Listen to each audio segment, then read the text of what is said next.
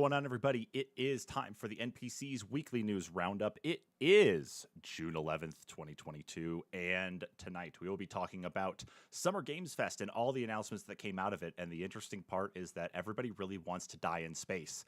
We'll also be talking about Xbox making its way to Samsung TVs without you having to go buy an Xbox in the first place. And of course, we'll be talking about how the internet is up in arms about the Sonic Frontiers demo that was shown off earlier this week and how people are asking for the game to be delayed. I wonder if that's going to work out the same way as the Sonic movie did. Guess we'll have to see how things go here as we start up the Weekly News Roundup. Hello, everybody, and welcome to another NPCs Weekly News Roundup for the week of November 20th, 2020. It is Friday. It is, where's my date? It's September 18th. 2020 here to our first story, and this is actually breaking news for all of us right now here too. Figured this is a kind of a big one to cover, of course, with who it is. Joined via Discord by Kyle because we're in the midst of a pandemic still, and of course everything is all kinds of crazy. So this thing is a chonker. I mean, yeah, it's a beast. It's huge. Doing that we had the Resident Evil stuff, that they were successful with Castlevania. Welcome to another NPC's Weekly News Roundup. And it's the news time. I am joined, of course, by Kyle via Discord. Kyle, hello. What's up? Man. And there we go. We're live. We're here. We're happy. We're healthy. We are ready to tell you about the news. Of course, my name is Travis, and as always, joining me for the news, the co-host, the partner in crime, the one who brings only a tiny bit of chaos compared to what I bring usually to all this. It's Kyle. Kyle, hello. Hello. Kyle, what's up? Dude, a lot of stuff is going on, and I think we need to hop into it because we got a lot to talk about tonight, especially with Summer Games Fest stuff. So let's just hop right into it. As the first thing is Summer Games Fest announcements. So I know it's supposed to be Summer Game Fest, but I did put it in the little subtitle there below us saying Summer Games Fest, and I don't know. I think it just happens. It just things roll off that quick. But like I said there in the intro, before we get into talking about some of these games, doesn't it seem like everybody is just in the mood for like dying in space or something as of late? Seems like it. Dude, There's a lot weird. of space stuff. And I noticed that this list actually only covers the stuff that was announced like night one of Summer Games Fest. It doesn't include anything that was like the night one of Geeked Week that Summer Games Fest covered, because it was all the Netflix games that were going to be launching on mobile, as well as the Devolver Expo, the Epic Expo, and the Tribeca. So, I mean, there's a lot to cover. I mean, we'll probably do a spot afterwards, but Summer Games Fest right now is a lot to cover still. Yeah, especially. I mean, we are in that time period now where we would have had an E3 event had that not gotten canceled. Mm-hmm. We've got the Xbox and Bethesda showcase coming up in a couple days. I mean, we're pretty well inundated with game news right now, so just be expecting that over the next couple weeks, especially because we just had that Sony State of Play too that did a lot of PlayStation VR stuff. So yeah, let's just hop right into it. So the list here from Polygon kind of kicks off. It's I believe in the order that games were shown off in the initial day one live stream on Thursday. It looks like it. Yeah, it looks like it. So they showed off some gameplay for Street Fighter 6, where we got introduced to the next character in the roster, which is Guile. Of course, everybody knows who Guile is, the American soldier, of course, with the hair that doesn't ever stop. I would kill for hair like that. I just don't know if I'd wear it like that. So that's just me. But they did show off battle. They did show off combat. I don't think there's really anything to show. It's Street Fighter. I don't know. I think there is a lot to show because being as I used to play a lot of Street Fighter, and I kind of fell off even before Ultra came out for 4. I mean, I did 4 and I think Super 4, but never really did Ultra until just recently, and fell off the wagon, lost all my skill, and I know I played 6 and I just didn't enjoy, or not 6, 5, and did not enjoy 5, and that wasn't uncommon for people to not enjoy 5. I didn't really have a problem with 5, but I'm not in the fighter scene like you are. It was or just like a lot of the other people release are. that they had. Initially when they released, most of their roster was missing. They completely lacked any story mode, and like there was the arcade mode was very incomplete. It was basically very bare bones versus, and like even if I recall, and I could be wrong on this part, even some of the training stuff wasn't as good as it could have been. Okay. Okay. So So you're hoping that Street Fighter 6 here is going to be kind of a return to form then, a return to the classic. I'm really hoping like just more complete gameplay on release like they had with 4, something that just come out and re-break the mold of fighting games again. Okay. That's not a bad thing to at least aim for, at least hope for. They did Yeah. at least explain, though, prior to the release of the Street Fighter 6 trailer here with Guile, they did explain, though, too, that there's going to be like a story mode built into Street Fighter as well. So at least it's going to have some progression that hopefully doesn't require an online connection to actually progress through. But you've got And that, hopefully they didn't and go too far with that story mode either. yeah, it doesn't seem like it's too like in depth or crazy, kind of like how Mortal Kombat went with their Right. story missions and their telling of it. It doesn't feel like that's necessarily the case with this, based on what I've read so far. I just hope they're not trying to make up for the lack of gameplay altogether that was, missing from 5 on release. So hopefully that's not the case. And of course, your mom is coming in. There's your dad Yeah. coming in to say hello too. So anyway, I mean, this is still set to release here. I believe this is still on the calendar for 2023 is when this is supposed to drop, right? Like early 2023. I believe so, yeah. Okay. Yeah, so with it dropping 2023, I mean, at least there's a little bit of time based on what was based on what was shown off and what people were able to demo, that there's at least maybe some ability to, or there should be some good time to put some tweaks in place and make everything at least uh, run a little bit smoother. I heard of a couple little hiccups here and there, but I think those demos were mostly polished and working pretty well out there at Summer Games Fest anyway. Right. And I think they still, if I'm not mistaken, towards the end of the year, because it was released on that leaked calendar, that they still have one more version of 5 to put out, which would be basically Ultra Street Fighter 5. Because So they they, just released the Championship Edition not too long ago. I still never understand these different versions of Street Fighter anyway in the first place, but that could just be me. I don't know. It just gets more and more complete as they go anymore. Sure, why not? But let's carry on because still a big list here, and this is why Yeah. I was talking like it's like everybody wants to die in space. So we've got And and as we proceed into space. yeah, exactly. So we've got Aliens: Dark Descent that was also announced. This looked like it could have been another um, uh, title that tied in with the rest of the Colonial Marine stuff. The last Aliens game that came out, where it was a first-person shooter. This is actually more of a top-down third-person shooter, or at least third-person action that plays more like an XCOM game instead, where you play as Colonial Marines. It looks like a group of 4. And you're going to play XCOM style, taking down xenomorphs. So, hey, that's pretty cool. And that is set for release next year. But we also have the spiritual successor to Dead Space coming out, too, the Callisto Protocol, which that one is supposed to be actually even more horrifying and gruesome, which based on the trailer itself, I'll bring that up here now. And I love how they didn't even shy away from the fact that they're basically going to be using the same weapons as Dead Space. It's like, this was our stuff to begin with. It really is, like no joke. Like I actually was curious for a second because they were showing some of the running around. I was like, okay, it's the third person, right over the shoulder type setup. And thanks for that, Serpent Knight. I think I've got the microphone fixed here now. But what they were specifically like showing off here is that it did look like Dead Space. I mean, I've got the trailer going behind us. Yeah. And what you're seeing is it's the third person over the shoulder look that we're used to from Dead Space.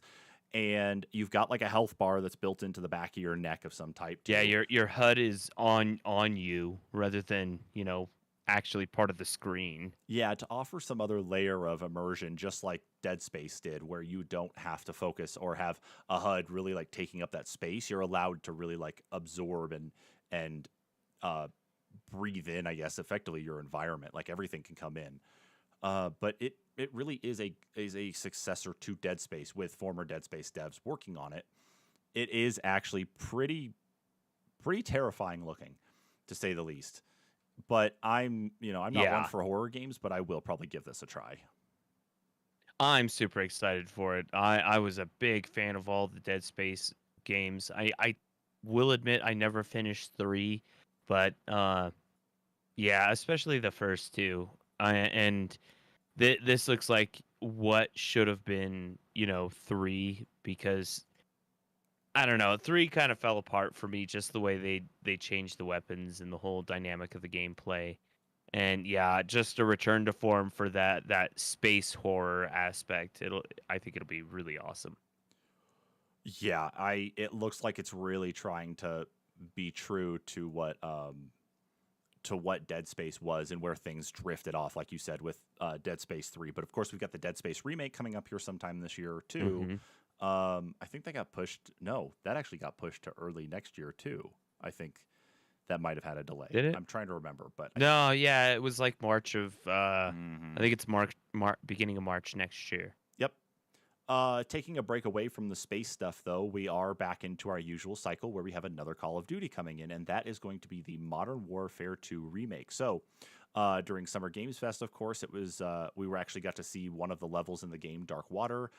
This level is definitely a lot more similar to the first level that you play in the first original Modern Warfare game, Call of Duty 4. Uh, this has you in Task Force 141 playing as, I believe, Soap. You've got Captain Price with you. You've got the whole other detachment of Task Force 141 going in to investigate and I believe locate a nuclear missile. So, but instead of it taking place on a boat, it's actually taking place on an oil derrick out in the middle of the sea. So your job is to go and locate this, but they're showing off a lot more of the enhancements to what Call of Duty normally has anyway. So they're showing stuff off like more realistic motion and twisting and turning, like as you're walking and running, holding a weapon. Uh, More actiony type situations for yourself though too. But of course, it being a new game, it's showing off a lot of the graphics as well. So the updates to lighting, updates to textures, sounds, voice, all of that. So it definitely looks like a Call of Duty game, and I'm excited because Modern Warfare 2 was great, the original version. The only problem though Yeah. is that, and it was something that was actually brought up I watched the G4 stream of Summer Games Hmm. Fest, and Golden Boy actually asked the question, how do you think they're going to handle the no Russian in this game if they decide to bring it back? And of course, that's just a Ooh. lot of curiosity wondering because the way that the first Modern Warfare game was handled, the first Modern Warfare remake was handled, is like vastly different in regards to storyline from the way it was in the original release. So whatever happens here is going to be very strange to see, especially with not only that, but also with, of course, our existing conflicts that are going on in the world too, especially with Ukraine and Russia right now as well. Yeah, I don't know. It like aside from the graphics and the more realistic looking gameplay, to me it's just Call of Duty all over again anymore. It's Yeah. it's just all blending together anymore. Oh yeah, absolutely. Absolutely. It's basically the same stuff because as part of this Yeah, release too, we're supposed to get like Warzone 2.0. There's supposed to be some changes to multiplayer as well, like there usually is. So it is don't another get me wrong. Call of I'll Duty game. I'll probably play it. I didn't play Vanguard, but I'll probably play this one just because I did play it the first time around. So Yeah. see what it has to offer anyway. Oh, agreed. So now moving on, of course, we've got Flashback 2 coming out, which is a sequel of a platformer game that had come out years ago. It was something that everybody was looking forward to there. It's a platformer shooter type game, side scroller. Uh, Mhm.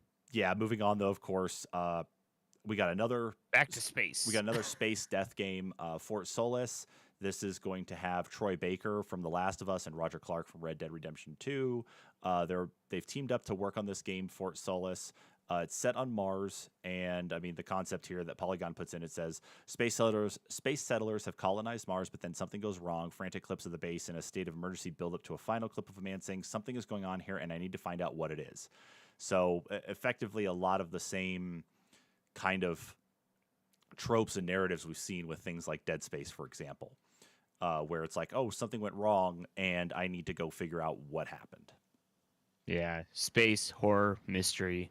Yep. You get the idea. Yep. And continuing on with, of course, the space talk, though, is Routine.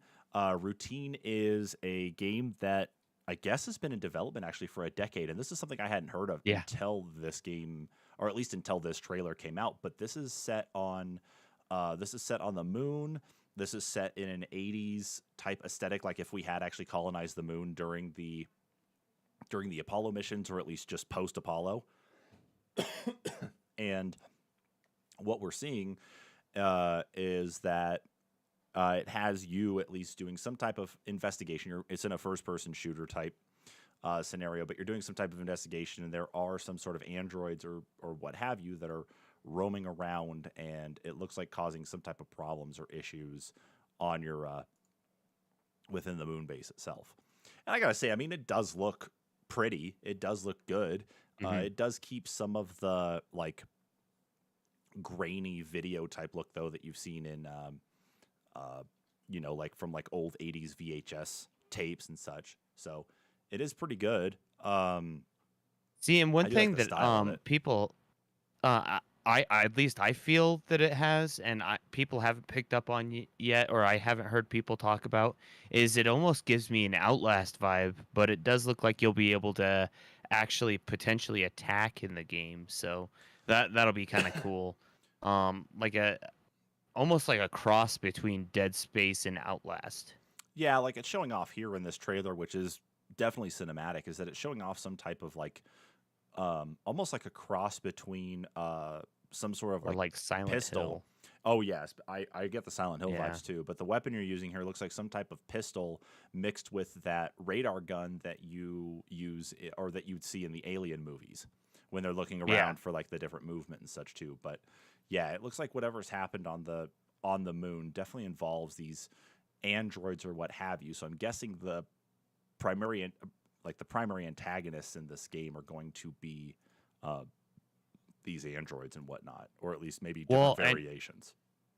And who knows? It doesn't actually show him firing the weapon at all. It could be just a camera like Outlast. So it could be, a survival horror game that you're running and trying to hide and avoid the androids. Mm-hmm. It could be one of those. So who's to say? Because it is just a cinematic trailer as of yet. So maybe you're talking like the possibility of a mix between Dead Space, Alien Isolation, Outlast. Effectively, you're not really attacking or doing any of these sort of action-y things. You're more just there to survive. Right, survive and maybe gather information or something. Like there might be achievements tied to gathering information or something of the sort. Yep. So I'm going to blow through these next two here really quick, and then I'm going to pull the trailer up for the next one, because I know that third one, they're really kind of pissed people off as well, just mostly out of a context just being funny. We got Stormgate coming up, which is being made by Frost Giant Studios, and these are former Blizzard Entertainment devs who worked on things like StarCraft 2 and Warcraft 3. So Stormgate is going to be a RTS, and it's going to be in the vein of an RTS similar more to like StarCraft style, with more of the focus on the space side of things. So if you want to talk about death again there, that's going to be it. So, or death in space. So right. Yeah, at least I believe this was space though, because I didn't think the cinematic actually looked all that great for it. But being as it is former Blizzard people, I imagine the gameplay. It is an early cinematic anyway. The gameplay hasn't been shown whatsoever, so we have yet to see anything on that. Yeah, we've got a narrative-driven isometric survival game called High Water that's also coming out too from Rogue Games. Sure, okay. Then we've also got, and this is the trailer that pissed everybody off though. I'll bring this up here now. This really pissed everybody off, especially because a lot of people were expecting this to be something else. Um, but a lot of people expected this to be Dead Island 2, but it turns out this is going to be Goat Simulator 3. Because they decided to rip off the trailer from the first Dead Island game. Excuse me. I And think sure it's enough, hilarious. yeah. I mean, it's not like the game's out yet. Yeah. Give me a If second. here. it'll ever come out. Yeah. Go on, Mads. I know. I'm live right now. You got to go to bed, okay? You had your parents sneak in, and I got my daughter over here sneaking in at the same time, too. But yeah, so they decided to just mess around and mess with people. It's like, oh, they're doing like a repeat of the same trailer from Dead Island. It's like, to make Dead Island 2. And it's like, no, it's the Goat Simulator team just messing around with everybody. So, yeah, so we've got that, of course, coming up right now. That's going to be a fun one to play anyway, just because it's just all kinds of chaos. Carrying through, though, we've got Marvel's Midnight Suns. And Kyle, I got to say, this one I'm actually very excited for, too. Midnight Suns is going to be a turn-based game, so again, similar to XCOM with the top-down, but it is all based on Marvel. So, of course, all the different Marvel characters that you can pick and choose from. It looks like you're going to be fighting against some type of corrupted, evil sorceress who is either taking control of these Marvel heroes or is creating clones of them kind of like in her image. Like the thumbnail here for the trailer itself shows Hulk with these horns kind of on his head. That resembles what the main antagonist looks like. So that's going to be a turn-based one. I actually really am excited for this one. Yeah, and I know at the beginning of the trailer it shows Venom interacting with something and ends up either getting, I believe, sucked into like a portal, and then at the end of the trailer he comes out as a demon with horns. So yeah, so it's like he's doing his normal thing, like he's just doing his normal Venom thing.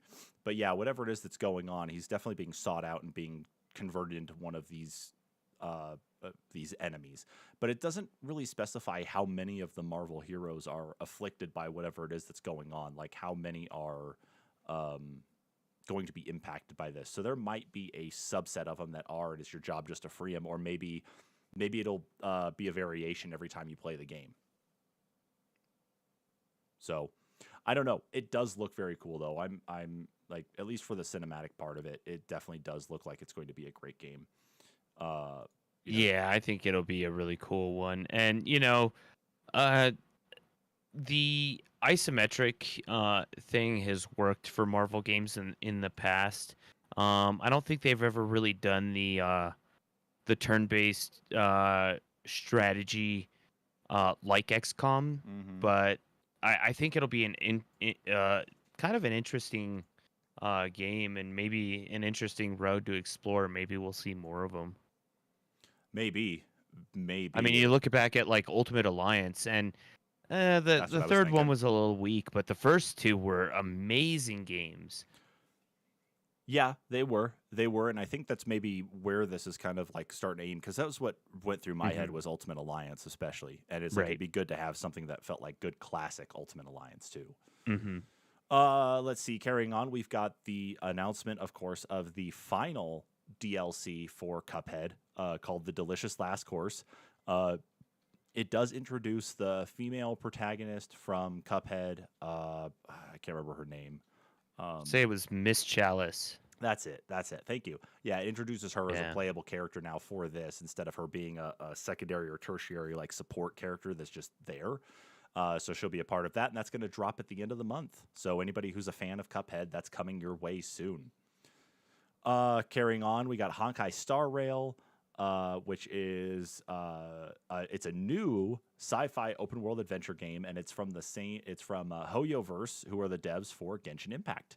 They're making that, and the subtext here from Polygon says the game follows the story of a protagonist who has embarked on an interstellar trip aboard the Astral Express. And the game features a turn-based fighting system that has you assemble a team of unique fighters, each with their own different combat abilities.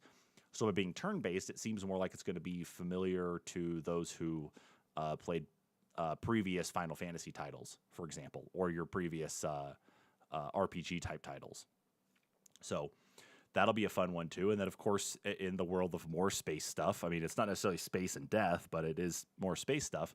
Zenless Zone Zero is another title coming from Hoyoverse as well. So again, the Genshin Impact. This one actually kind of excited me, because it sounds like it's supposed to be basically a Genshin Impact, but more in an urban action environment, futuristic. Well, when I saw the original picture behind Jeff Keighley when he was announcing it, it looked like it was almost what would I say here? World Ends With You style, like for a second. I thought it's Right. like, oh, is this something like going with those Atlas games, or is there something else I'm missing? And I don't know. See, and I agree. I does had that look thought slick. cross my mind as well. Mm-hmm. But I mean, these different games have always inspired each other anyway, too. And it's also what Right. people are used to. But I mean, you can only go so far with anime anyway. But yeah, the space cyberpunk type aesthetic though that you get with crossing with the success of what there has been in Genshin Impact, probably not going to be a bad title, especially if it ends up being one of those that is free to play, just like Genshin Impact, and nets you the same amount of content that you can get without having to pay for anything. So Yeah. don't get me wrong, it does look really slick though too. So, but carrying on, of course, going through the rest of it, Kyle, I know you're excited here. TMNT Oh, man. Shredder's Revenge is going to be dropping very soon as a day one release on Game Pass, especially. It actually releases on June 16th, which was a rumored date that was being shared around. Some stuff got leaked out. But they also showed off that Casey Jones is now going to be a playable character in the game too. As well as 6-player online co-op, or even 6-player single console, I guess. God, 6-player single console. I mean, for a game like this, I could really That's see that working insane. anyway, but that is cool. That's I mean, it's sweet. really cool. It is Mhm. super cool. Yep. I'm excited to check it out, though. This is probably going to be like my indie title of the year. Yep. Yeah, it probably will be. We've also got, kind of going through the list, we got One Piece Odyssey, which is a game based in the One Piece universe, JRPG. We got Saints Row Boss Factory, which is it's a pre-release download that allows you to design your character, I guess, in advance. Yeah, you of can Saints create Row. characters. Yeah, and the character creator is actually pretty robust, isn't it, Kyle? I mean, it definitely shows off that they are still leaning on the wacky. Initial trailers and screenshots of what they were going to be Mhm. releasing for Saints Row looked like they were going to be taking a more serious route, but now that we've got the release of the Boss Factory, it is more of a return to form for them, and which is a good thing. I mean, that's kind of what made Saints Row Saints Row. So Yeah. I'm going to bust through these last few here, and then we could talk a little bit about some of the other games that were announced there. So we got Nightingale, of course, that was showing off even more. So Nightingale is going to be that shared player versus environment game where you've got like the different portals and different world sets that you jump through, like the different environments. It has sort of a mixed vibe of like Bloodborne meets Fallout meets because of these different environments. That's I think really where the Fallout idea came from in my head. But then of course in the Victorian era more than anything, at least for the design of like the outfits and some of the environments that you come across have that Victorian theme to them. So, or at least Victorian time period type vibe. So that's still set to come out here soon too. We got Layers of Fear, another psychological like horror game. actually, I think that's So- just both Layers of Fear 1 and if I'm not mistaken, maybe Layers of Fear 1 and 2 just remastered in the Unreal 5 engine. It very well could be. I don't really remember the talk about this one here, but it says the story will not focus on one character. Instead, it will unravel across different generations. So it might be a Okay, so combination of yeah, them. probably Yeah. is actually a all new game. Yep. We've also got Gotham Knights that was showing off more too, and then of course, Last of Us Part 1 remake was also shown off too, which is which they've redone the entire engine. They've redone graphics. They've redone the look of some of the characters. More specifically, like Joel and Ellie definitely have different looks. But the way that those looks come across is that they're more in line with their voice actors than they are just kind of, just the characters that were made and then voiced separately. They have more Right. of the facial features of those of the actors. So that's pretty cool to at least see too. And then of course, Naughty Dog did confirm that there is a Last of Us multiplayer game coming out soon. Not a game that's going to release in tandem with like part one, like that's going to be bundled in with it. It is a standalone multiplayer game. And all they said is that they showed off just some concept art. They didn't show off anything tangible that like related to gameplay, but they have a multiplayer Last of Us specific game coming out soon too. Yeah. I don't know. I think they'll do good. I don't think it needed to be delayed this long, personally. Yeah. And maybe that'll hurt it, maybe not. I guess it also depends on when they release it in conjunction to the remake. So Yeah. That's going to be the key part, which I don't know. Yeah, so the remake is going to launch on September 2nd on PlayStation 5, and then it's making its way to PC. So add that to your list of PlayStation games to play on your computer now. So less and less reasons to go buy a PlayStation 5 now, huh, Kyle? even though that I have like 2 different versions of the first game anyway. There's also that too. But besides that, that's really a lot of the big stuff there. And they did at least preface Summer Games Fest stuff being shown off by saying, hey, a lot of the stuff has already been announced, so you can like kind of hold back on your expectations about, all these new and crazy things coming out. But even so, we still had other things that were shown off too, Kyle, even outside of Summer Games Fest. So do you want to get into some of that stuff really quick before we carry on to our next story? Like, what were some of the things that were shown I mean, off? we can hit on some of them. Just few that were really cool that stood out to me. Just because I downloaded the demos.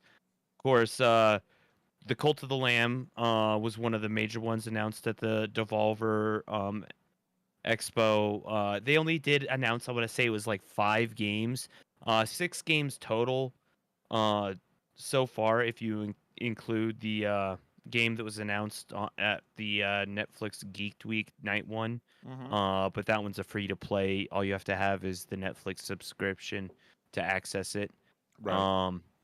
But Cult of the Lamb looks really interesting. I know you were into that one. Kind of looks like it might be like a Stardew Valley, totally randomly generated, but you'll have boss fights and stuff too. Yeah, Cult of the Lamb looked pretty cool, especially. And I know that... And yeah, it looks like you'll be maybe recruiting people to join your cult. Yeah, that looks like that's the whole premise behind this, is that the whole point of the game is that you are a resurrected sheep, basically, and your job is to bring in all of these different people to join your cult, and effectively you're using them as the trade-off to be able to pay off your debt to the devil, effectively. Mm-hmm. So. Yeah, and I don't know, the fact that it's supposed to be totally basically roguelike. I know that term's getting very blurred anymore, but Really the is. fact that it is going to be randomly generated every time you start a new game, there is that aspect. So more like, I guess, Terraria or Minecraft in that aspect, but it is going to play top down isometric, like a Stardew Valley or a Harvest Moon game. But you'll also have major boss fights to complete and rituals to do, and apparently marriages to perform as well, something that they showed off at the end of the trailer. So kind of unique. Oh yeah, especially. I mean, that's the key thing, is that like that level And of the uniqueness. animation is just crazy, because it looks like it's that kooky hand drawn animated style throughout the entire game as well. Yep. And I threw up another one that Plucky Squire here. oh yeah, Plucky Squire, that one's another one. looks really, really cool. That one looks like you're basically a knight in a storybook, but through most of the trailer, looks like you are just in the storybook until towards the end of the trailer, and you literally jump out the pages of the story. And I would have been cool with the storybook, puzzle solving and stuff. I mean, I play Baba Is You and just crazy weird puzzle games like that.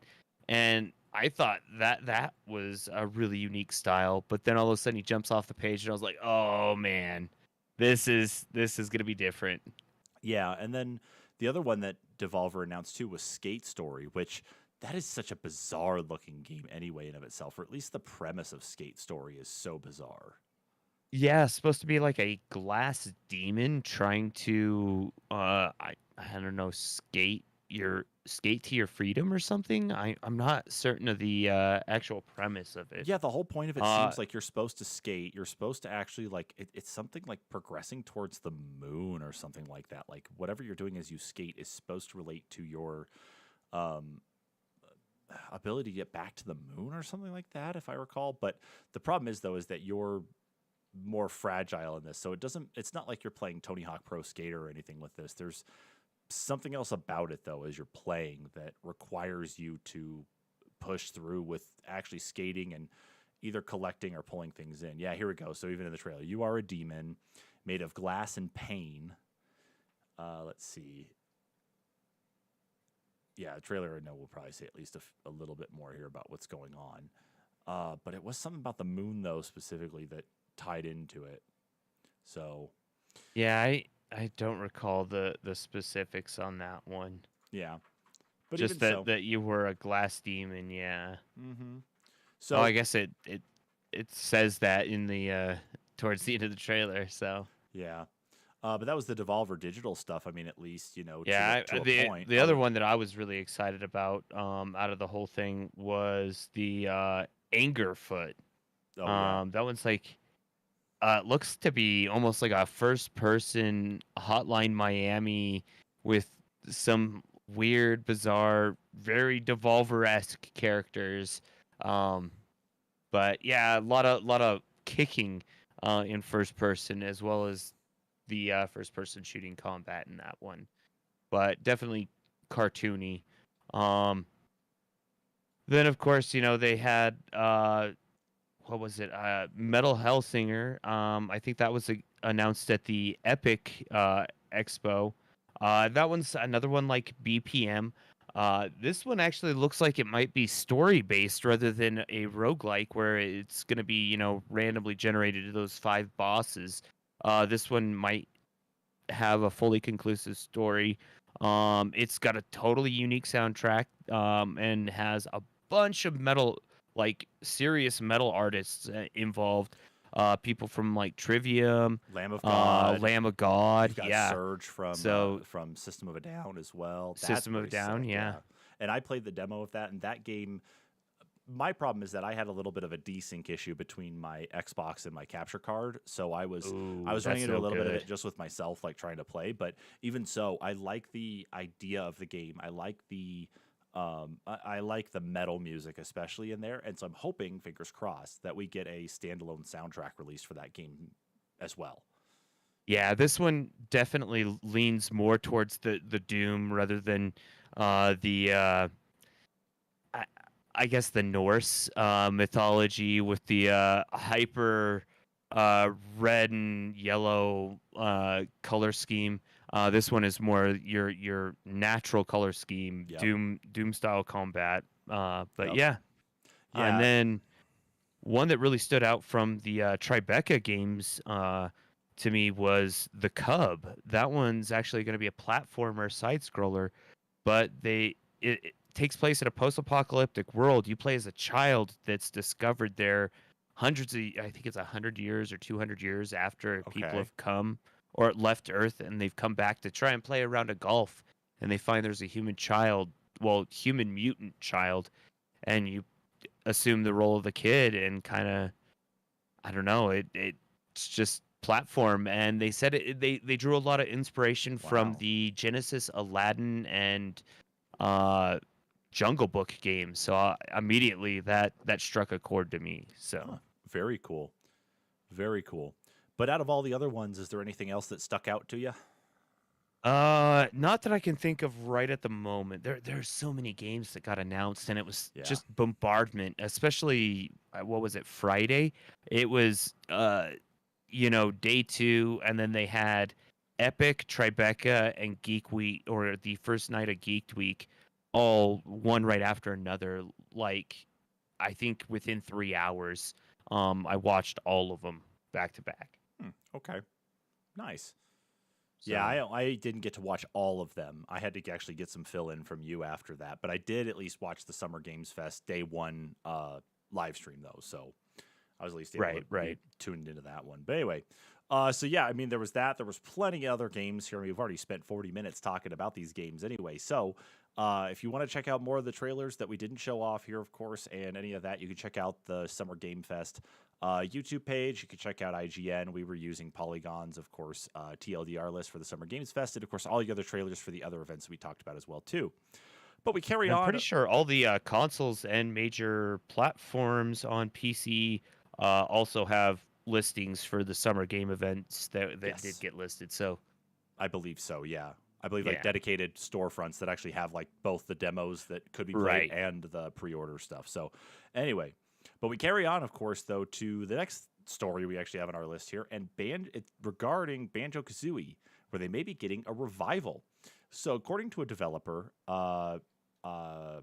let's see, Modern Vintage Gamer, he says here, let's see, speaking on the Need the Hate podcast, Modern Vintage Gamer. Yeah, I just had to reread that again to make sure I was talking right here. Yeah, so Modern Vintage Gamer says that he's heard discussions and talk that Banjo-Kazooie is most likely going to get revived, and that we could be seeing an announcement as soon as the Xbox and Bethesda showcase coming up tomorrow, actually, of all days. So, Kyle, I mean, Banjo-Kazooie, the last thing we had from them was Nuts and Bolts. We've had Banjo-Kazooie also incorporated and introduced as playable character in Super Smash Brothers. But what about the possibility of actually seeing a new Banjo-Kazooie platformer game come out? Would it be that? Do you think it's going to maybe be a remake instead? Do you think that what would it look like is my thing. Yeah. That's the big thing. I mean, you look at like Yooka-Laylee, the first Yooka-Laylee in particular. The second Yooka-Laylee game was very successful, being a side-scrolling platformer. But when they tried to revitalize the Banjo-Kazooie format in that game, didn't quite work. It was a lot of pretty areas with not a lot to do, a lot of hunting and gathering, pointless, collectibles. But I mean, beyond that, what would Banjo-Kazooie look like today? Because Nuts and Bolts, I mean, it had its audience, but there was a lot of people that did not like the game. It's one I never played because of all the negativity. Right.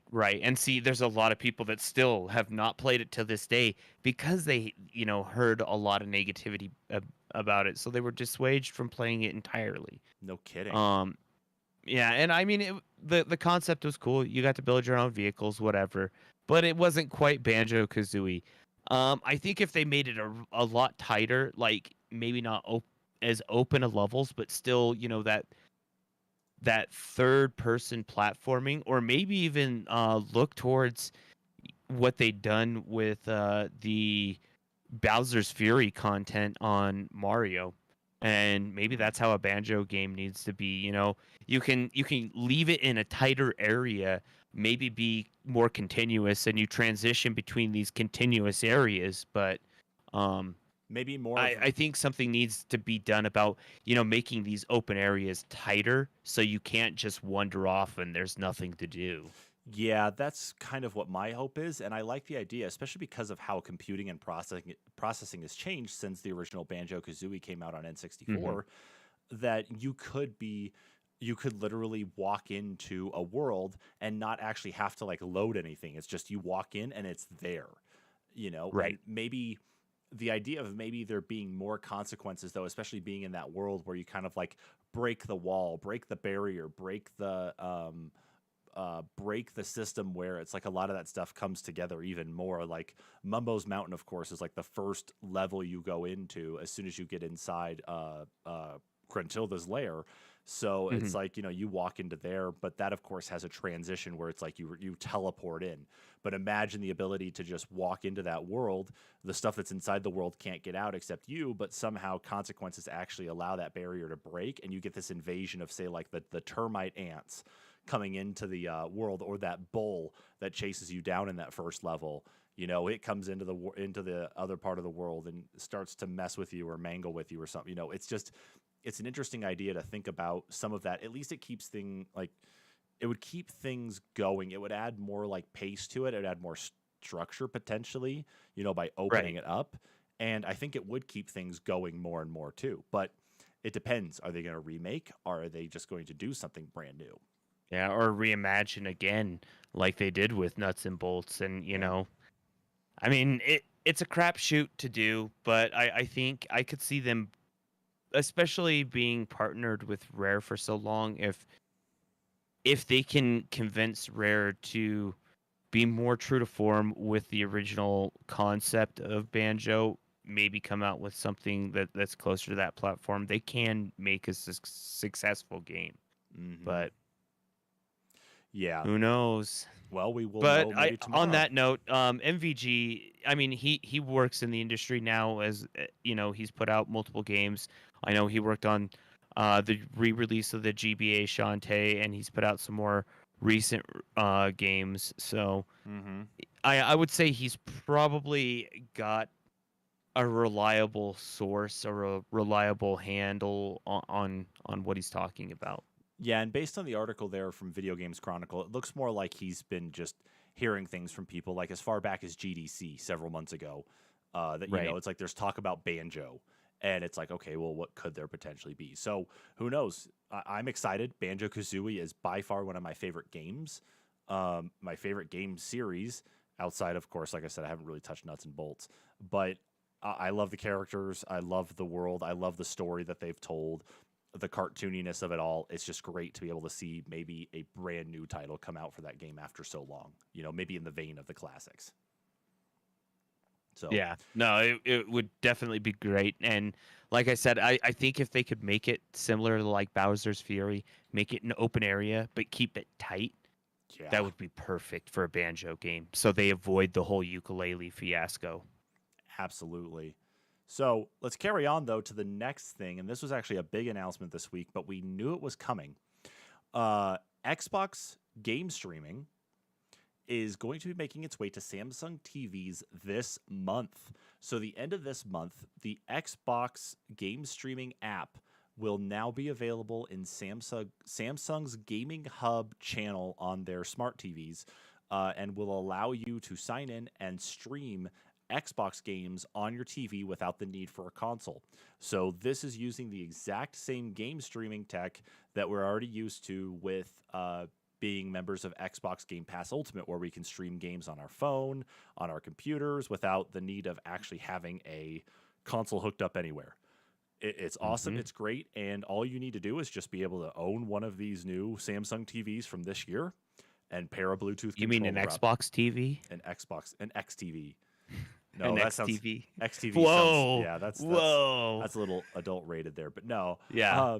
So we already knew that there was the plan for there to be the inclusion of Xbox game streaming on smart TVs earlier this year, even late last year. There was talk about it happening, but there was no talk of who the partners were going to be. It was just going to be, hey, we're going to be starting to work towards putting this on TVs. And the rumor, at least, or what I was putting in my head out there, was that it was going to be Samsung, because Microsoft and Samsung have a rather unique partnership when it comes to the integration of some Microsoft applications, like their Android stuff, into Samsung's Android devices.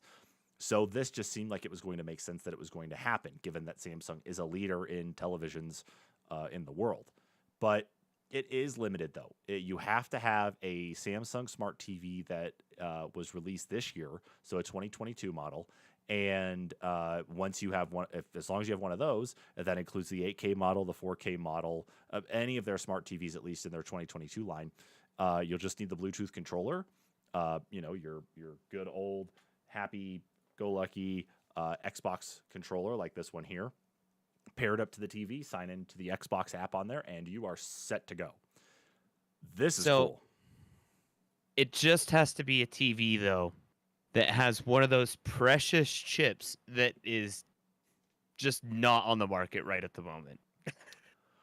Is that something that, like, is there something specific about that you're aware of? I didn't see anything I'm else, just assuming because the smart TVs do have to have processors in them, and some of the processors would use some of the same silicone that would be in your regular gaming processor, just your semiconductors and whatnot.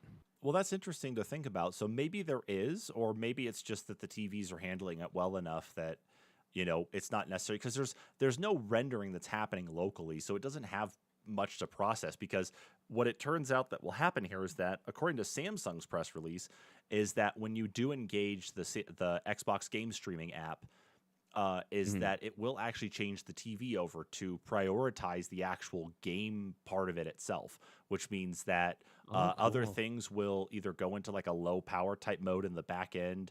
You're going to have better connectivity to the Xbox servers there in their data centers. And there's also something else, I think, with like other dynamic video settings that are going to change on the screen, like other display settings that will change automatically as you engage that. So that's stuff that's going to be built into the app right then and there, alongside what Samsung's done too. So that's pretty slick there. And that's why I think maybe it's there's super cool. Yeah.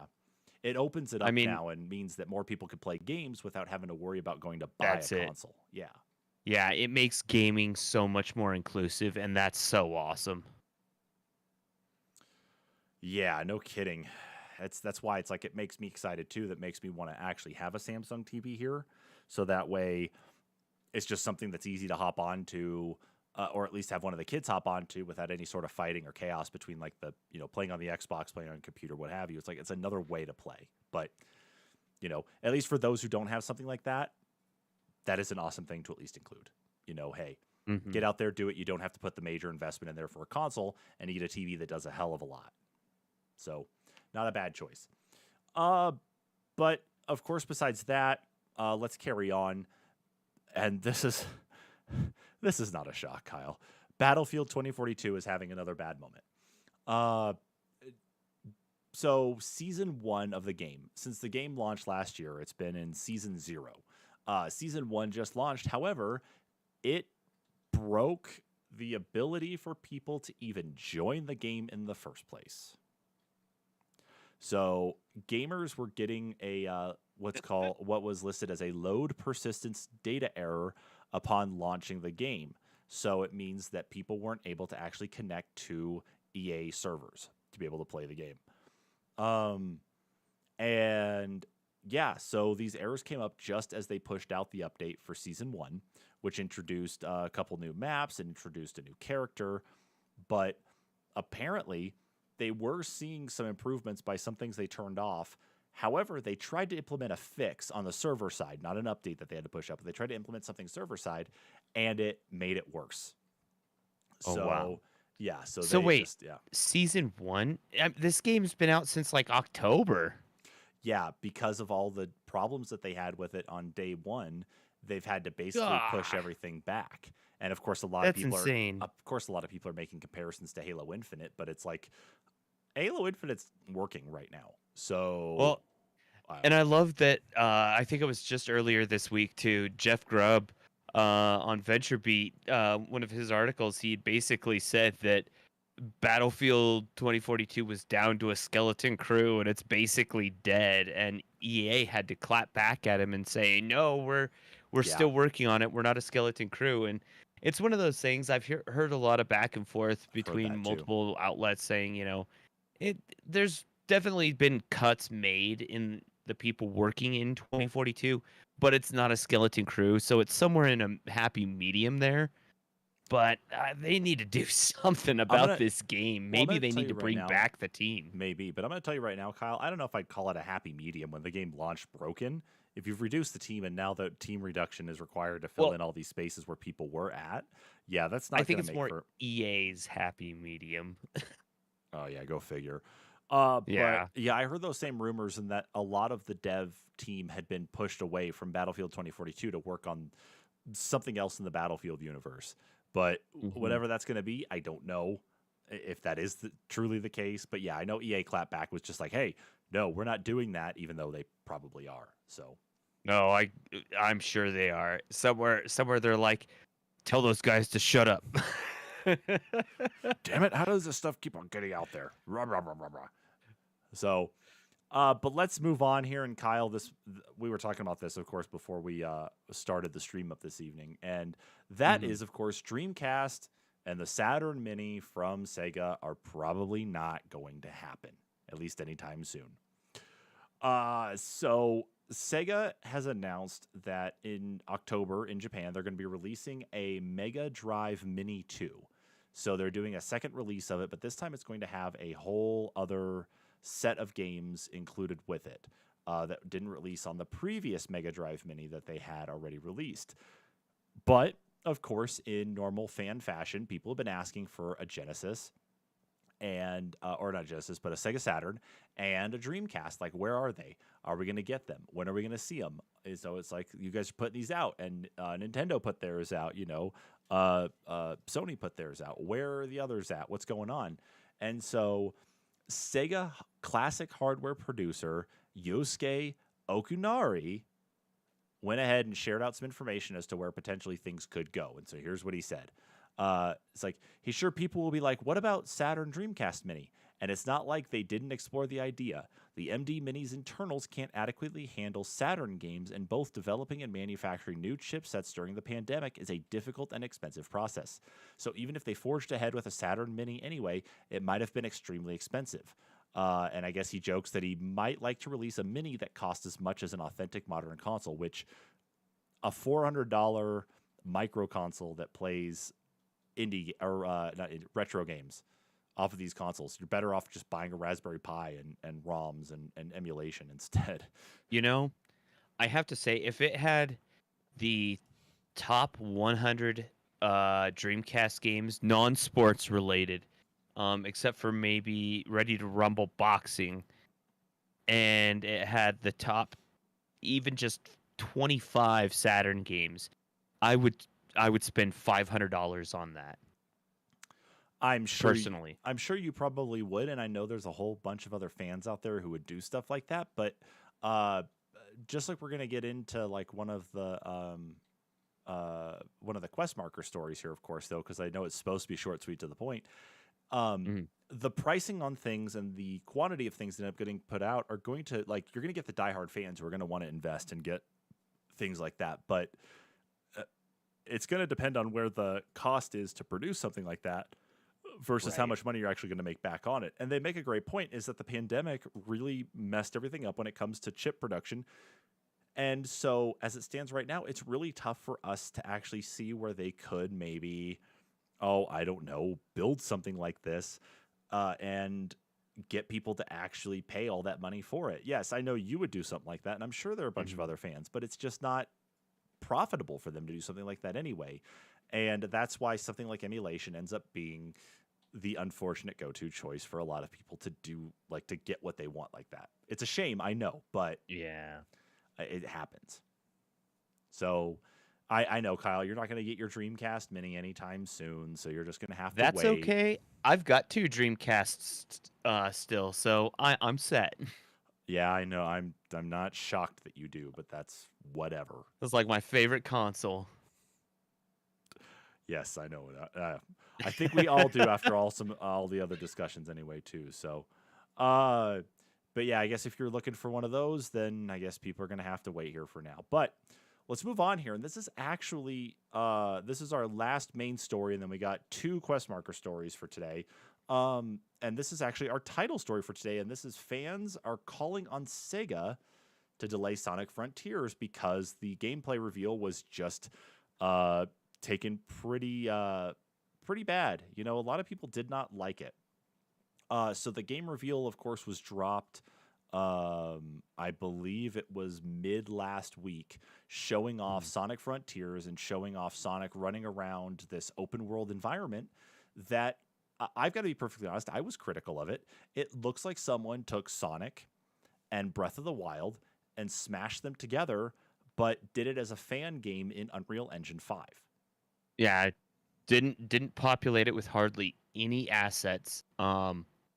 The assets that they put in the game slowed it down. Well, not actually the speed, but slowed the blue blur down.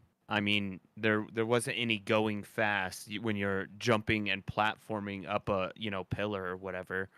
Um, I thought the coolest part of the trailer personally was that, like, I don't know if it was a boss fight or just an enemy, but you're like running on its back and you have to like dodge bullets to like attack it, but it seems to be over within like 30 seconds. So Yeah, and I don't know. I mean we've seen Sonic in pseudo open world stuff, like especially when Sonic comes into like the real world away from, Green Hill Zone and whatnot. But there's something about this that just doesn't seem to fit the narrative of Sonic. And it's weird to see like these, like I've got the trailer going behind us here right now, or excuse me, the gameplay video from IGN. Mhm. Oh yeah, this was from last week, wasn't it? Yeah. So the problem is that there are elements and things in here that just don't seem to fit, especially the fact that like the things that you would expect Sonic to interact with, like rails to ride on, rings to interact with, and whatnot. They just kind of pop into the world, especially like they just don't fit. They're just sitting there in the open world, not doing anything, and they don't make sense, especially when you Y- look at like the Yeah. when you look at linear start to finish Sonic games. Obviously, of course, you're going to have rails to ride on. You're going to have things to interact with, paths to run on, speed, like little speed boost pads too. You have all those different things there, and those make sense because you're going just from start to finish on one of those things. This, on the other hand, you're running around the entire world, and it's just like, oh, here's a rail I can ride on. Here's something I can bounce on, and it's just littered all over the place. Or like when he's running up that stone tower, it's like there's one wall that he can run up, Yeah. and it's specific colored. It's like, wait a minute, this is Sonic we're talking about. If he's running fast, he should be able to run up anything because it's Sonic, and he does in other games. Or like he goes to another section where, further up the tower, he's like climbing that same style of wall. Why would Sonic climb if he could just run up it? Yeah, it's like Breath of the Wild, like where there's the your stamina counter where you can only like climb for so long before you like fall. It makes me wonder if Yeah. there's like something there that we're just not seeing in a HUD. But as the gameplay like trailer continues on here, like there are all these different things that are popping in, like that really show that this is definitely not complete. Like whatever it is Mhm. that's all set Mhm. up in here is meant to do like what? Like what exactly is the goal to show off in something like this? So I don't know. I mean, like Kyle, like we put a little bit of this up here now, and some people have seen it who may not have actually seen it before. Full thing, of course, over on IGN's YouTube page. What do you think about that, though? Um, do you think they just are just kind of throwing stuff out there to the wind and just say, you know what, we want open world, and we're just going to see whatever sticks, stick.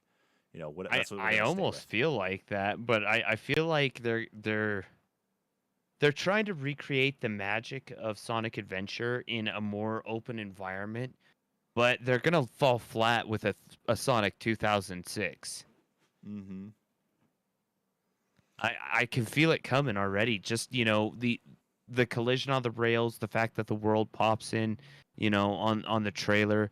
How I know we're a ways out from the game, but I wouldn't want to show something off that wasn't polished. If it was in that state, I definitely wouldn't want to show it off at a conference. I mean, other than in that trailer, it didn't even show that enemy that I was talking about. I think that was something that was shown a little later on, um, possibly at the beginning of this week. So Yeah, and I that's I I don't don't know. know. I am frustrated too because, like, you know, Sonic definitely has not really been in a state like this before. Granted, yeah, you're right. We have had some instances in the past where some Sonic games were definitely kind of and required some stuff, but they did kind of become cult favorites just because of how different they were. But Well, and I mean, yeah, 2000 Sonic 2006 became a cult favorite because of how terrible it is. I mean, the game still is broken to this day. They've never fully patched it. Um, and then I mean, you look at but games like what was it, Sonic 4 Episode 1? Um, that game was so slow. Like it was supposed to be a new generation of the side-scrolling Sonic, and it failed because there were too many platforming sections where you had to literally do the jumping back and forth and up and down, and it slowed down the game too much. There wasn't enough running, and with the return to Sonic Mania, they brought that back. So I think if they really want to make it successful, they should have not shown the trailer, and before they show it again, they better be doing some work on it, put some enemies in yeah, it, and show us what the gameplay is actually going to be like. yeah, and let's hope that enough of the fury and fire that's coming from the fan base right now hopes to, maybe we'll get them to change course, like with what happened with the Sonic movie. Yeah, So, yeah. but one can hope. I mean, fan voices can get to be plenty loud, especially. So here's to hoping, that Well, maybe that and does help. sometimes the loudest voices aren't necessarily the best voices, but Yeah. I mean, in this situation, I think Sega needs to pull back and reevaluate once again what they're doing with Sonic. Yeah. I think so too. I think it's not like that Sonic is like, it shouldn't be that hard to make Sonic at least, be something that everybody's going to enjoy, and trying to do something open world is not a bad thing. But Jesus Christ, that was way Yeah, more you of don't like a have to tech copy demo than every other open world game out there to make it a good Sonic open world game. No, no, no, no. Do like an open world Green Hill Zone type setup, with different areas that reflect more of like the levels that you would expect to see in a Sonic game, not Breath of the Wild meets Sonic. Right? Why can't the world that Sonic exists on, why can't all those zones be like one island? Why can't it be, oh, Green Hill Zone's the big part of the island. Is back here. Scrap Brain is actually underground. And on your way to Scrap Brain, you have to go through Marble Zone and Labyrinth Zone. Mm-hmm. You know, Yeah, exactly. 100% I mean, agree. that'd be cool. Yeah, it would be. But we're going to have to wait to see if the fan Fury and Fire is actually going to help make them change course and get things sorted out. So Hmm. until that time, though, we move on to the last bit of the news here, of course, which is the NPCs quest markers. So we got 2 on the list there. Kyle, what do we have? So we'll just fire them off real quick. Halo campaign is finally getting a co-op, kind of. Beginning next month, they are beta testing network campaign. So it will not be on single console yet. No split screen. You can only play if you're an insider, and I believe you're invited. So definitely, if there's any registration for that, be aware. I know you do have to be an Xbox insider in order to get into the beta. So Yeah, and other than that, I did refresh mine to make sure too, so I'm at least set to go oh, there. okay. Right on. Yeah, I need to refresh mine to make sure I'm ready to go, because I definitely want to actually play more Halo campaign. I still haven't beat it yet. Yeah, I know. And it would be nice to go through with a partner since we're going through all the other ones. Yes, exactly. But what else is there? And in our last bit of news, Intellivision is reducing staff licensing IP to save the Amico, their newest console. Old console developer Intellivision, that put out consoles in, I want to say, the late 70s, early 80s. They're coming out with a new console that basically looks like iPods that you hold, but they're actually cutting their staff in order to try and make their release date, which obviously isn't a good sign. I've got Atari that I think something similar happened. I don't know what went on, but the games just quit releasing for that at one point. I think there's one new game that is released since I've purchased it, and I've had it for like a month and a half, and it's been out for a year. I see the Amico going the same way, but quicker. Yeah, I expect about the same thing too. And it's a neat little device. I mean, it looks like an iPod, possibly touchscreen. It's going to have some sort of control wheel. So definitely something you could play like Jackbox games on. And who knows, maybe it could be used as a pointer for the TV. But cool concepts. They they don't go very far if you have to cut staff just to make the release.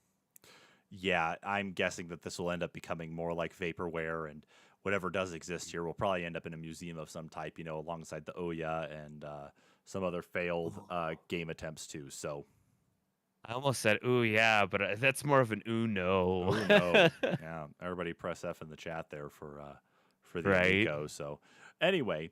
But that is it, I think, on the list for the quest markers tonight. And with that, of course, that is it for the weekly news live stream. So as always, thanks so much, everybody, for tuning in to the weekly news live stream here. Of course, if you missed out on anything, you can either go back and watch the VOD when it becomes fully available, or, of course, go check it out when we do get the audio put up over onto our podcast channel as well, too. You can go and check that out over on anchor.fm/the-npcs-podcast. Find all the links to all the different platforms we are supported on.